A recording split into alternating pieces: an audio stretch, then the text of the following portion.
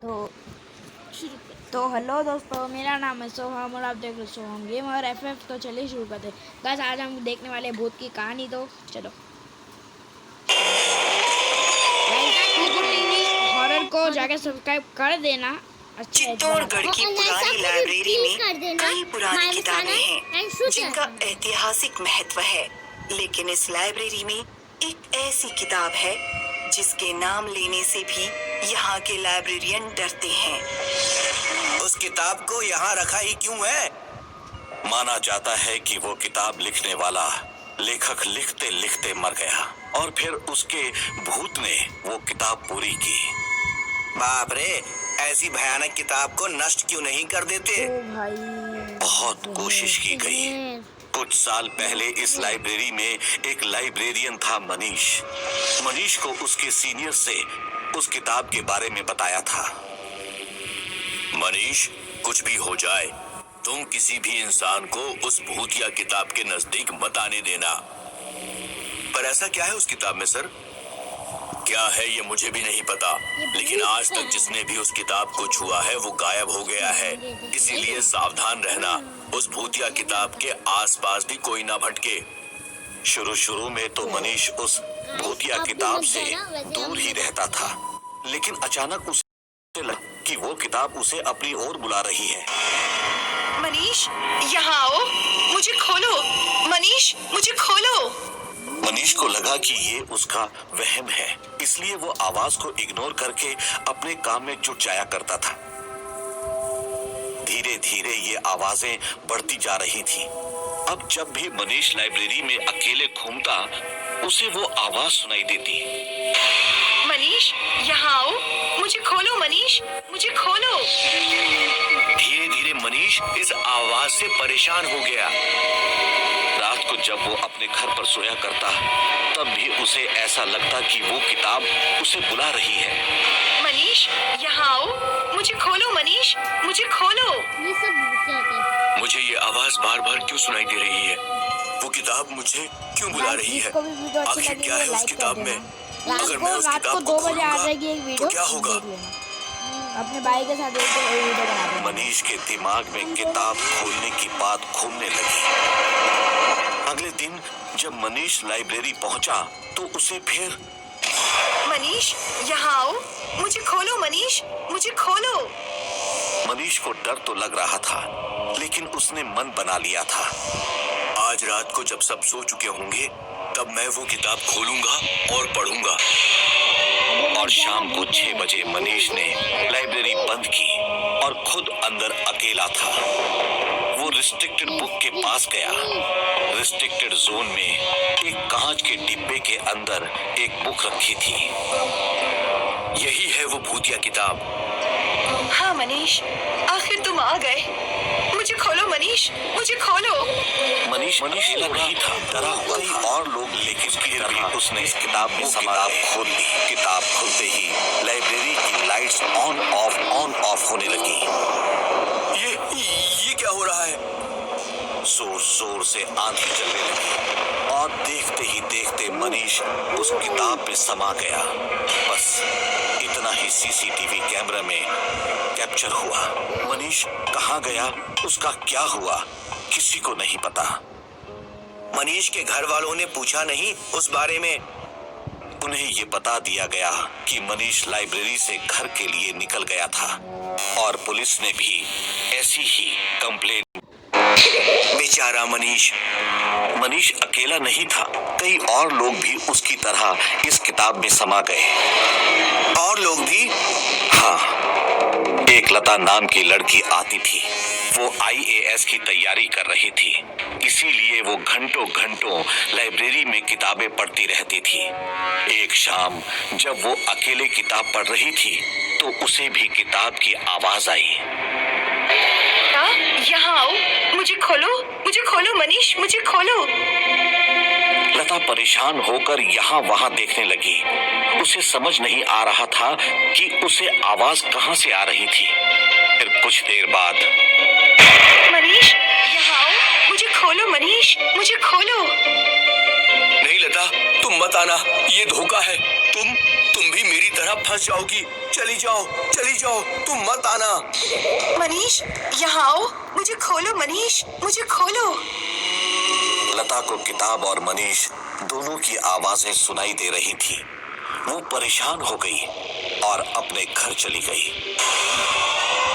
रात में जब लता अपने बिस्तर पर सो रही थी, उसे लाइब्रेरी का सपना आया। लता को लगा जैसे वो लाइब्रेरी में पढ़ रही है और उसने देखा कि रिस्ट्रिक्टेड जोन में एक किताब हिल रही है। लता, यहाँ आओ, मुझे खोलो मनीष, मुझे खोलो। नहीं लता, तुम मत आना, ये धोखा है। तुम भी मेरी तरह फंस जाओगी। चली जाओ। लता घबरा कर उठ गई। उस रात वो सो नहीं पाई। परेशान लता अगले दिन वापस लाइब्रेरी पहुंची। उसने मुझसे बात की। मैडम, कोई किताब मुझे अपनी ओर बुलाती है और कोई आदमी बोलता है कि चले जाओ, यहाँ मत आओ। मुझे समझ नहीं आ रहा कि मैं क्या करूं। ये उसी भूतिया किताब का खेल है। वो पहले भी ये कर चुकी है। उस भूतिया किताब को खोलने वाला हमेशा के लिए उसी में समा जाता है। लता, तुम गलती से भी वो किताब मत खोलना। पर वो किताब मेरे सपने में भी मुझे सता रही है। मैं सो भी नहीं मेरा पा भाई रही। बोल रहा है तुम फिक्र मत करो, मैं किसी को जानता हूँ जो तुम्हारी मदद कर सके, लेकिन कुछ दिनों के लिए तुम्हें इस लाइब्रेरी से दूर रहना होगा। ठीक है मैडम। मुझे लगा था कि लता ने मेरी बात मान ली, पर ऐसा नहीं हुआ। क्यों? क्या हुआ? इस बात के 2 दिन बाद मैं छुट्टी पे था। उस दिन लता लाइब्रेरी में आई। उसे वहां नहीं होना चाहिए था। उसे वो आवाजें वापस सुनाई देने लगी। लता, यहाँ आओ, मुझे खोलो मनीष, मुझे खोलो। नहीं लता, तुम मत आना, ये धोखा है। तुम भी मेरी तरह फंस जाओगी। चली जाओ। शान, मैं खोलूंगी तुम्हें। नहीं, ऐसा मत करो, तुम फंस जाओगी। जो भी हो, अब मुझसे बर्दाश्त। रिस्ट्रिक्टेड जोन की भूतिया किताब हिलने लगी। लता को चीखें सुनाई दे रही थी, पर फिर भी उसने वो किताब खोली और बस आंधी और तूफान के साथ उसी में समा गई। काश लता मेरी बात मान लेती। हाँ, कम से कम उसकी जान तो बच जाती। लेकिन हमने इस भूतिया किताब को नष्ट क्यों नहीं किया? अरे देंगे यार, ये मेरा भाई पागल है। किताब पर केरोसिन डालकर जलाया भी, लेकिन किताब को कुछ नहीं हुआ। आखिर फिर हमने एक दिव्य शक्ति वाले व्यक्ति को बुलाया, मल्हार को बुलाया। मतलब तांत्रिक? नहीं, वो तांत्रिक नहीं है, पर भूत पेट्रो को देख सकता है। वो उनकी दुनिया को समझ सकता है। मल्हार लाइब्रेरी में आया और उसे सभी घटनाओं के बारे में बताया गया। मतलब कि वो भूतिया किताब अपने शिकार को अपनी तरफ खुद बुलाती है। हाँ, और उनके सपने में भी आती है। और क्या जानकारी है उस किताब के बारे में? बस इतना कि उसकी लेखक उसे पूरा करने से पहले ही मर गई और बाद में ये किताब अपने आप पूरी हो गई। मतलब ये कोई अधूरा किस्सा पूरा कर रही है। क्या मैं वो किताब देख सकता हूँ? हाँ, पर प्लीज किताब खोलना मत। ठीक है मैडम। मैं मल्हार को उस किताब के पास ले आया। जैसे ही मल्हार ने वो किताब छुई तो जोर जोर से आंधी चलने लगी। ये सब क्या हो रहा है? मल्हार उस किताब पे कंसंट्रेट कर रहा था, मानो जैसे वो उस किताब से उसके बारे में पूछ रहा था। ये आंधी तूफान काफी समय तक चलता रहा और फिर जैसे ही मल्हार ने किताब नीचे रखी, सब शांत हो गया। क्या हुआ मल्हार, तुम ठीक तो हो? मैं तो ठीक हूँ, पर इस किताब की कहानी बहुत उलझी हुई है। कुछ साल पहले एक लेखिका थी, माया ने कई किताबें लिखी, लेकिन जब वो किताब पब्लिश हुई तो उस पर किसी और का नाम लिखा हुआ था। इस वजह से माया बहुत परेशान हो गई। उसे उसकी कामयाबी का श्रेय नहीं मिल रहा था।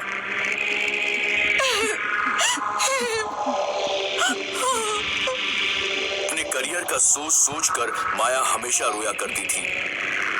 फिर एक दिन माया ने ये किताब लिखना शुरू की, अनोखी दुनिया। कम से कम ये किताब मुझे मेरी कामयाबी देगी। माया बड़े उत्साह से ये किताब लिखने लगी, लेकिन अचानक माया बीमार रहने लगी। माया, अब तुम्हारे पास बहुत कम समय रह गया है।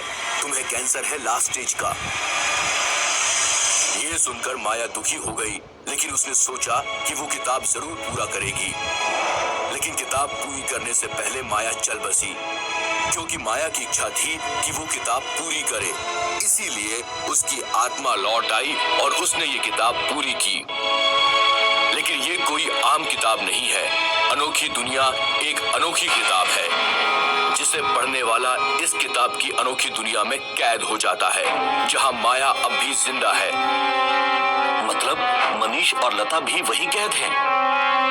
हाँ, पर उन्हें इस दुनिया में वापस लाने का कोई समाधान नहीं है। तो अब हम क्या कर सकते हैं इस किताब का? कुछ नहीं, सिर्फ इसे मंत्रों की शक्ति से बांध कर रख सकते हैं, जिससे ये किसी और का शिकार ना कर पाए। मल्हार के कहने पर एक तांत्रिक को बुलाकर भूतिया किताब को मंत्रों की शक्ति से कैद कर दिया गया। पर वो किताब है कहाँ? वीडियो एंड करते हैं। चलो तब तक के लिए बाय बाय, पीस। और सब लोग जिसने भी लाइक नहीं किया लाइक कर देना और सब्सक्राइब भी कर देना और शेयर वगैरह भी कर देना। कमेंट भी कर चलो कमेंट भी हाँ, कर देना। तब तक के लिए बाय बाय, पीस।